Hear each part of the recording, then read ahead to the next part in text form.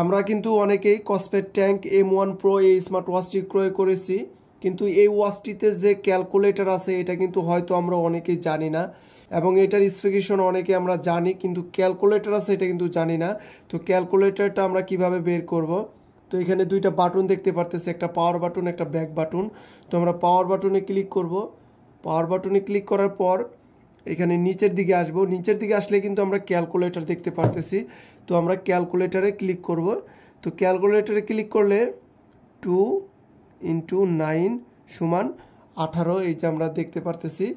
তারপরে প্লাস 5 = 23। আমরা কিন্তু ছোটোখাটো যোগ বিয়োগ গুণ ভাগ সব ক্যালকুলেটর থেকে করে নিতে পারবো। এবং যারা ক্যালকুলেটর স্মার্ট ওয়াচ ক্রয় করতে চাচ্ছেন তারা কিন্তু কসপেট ট্যাঙ্ক M1 Pro এই স্মার্ট ওয়াচটি ক্রয় করে নিতে পারবেন।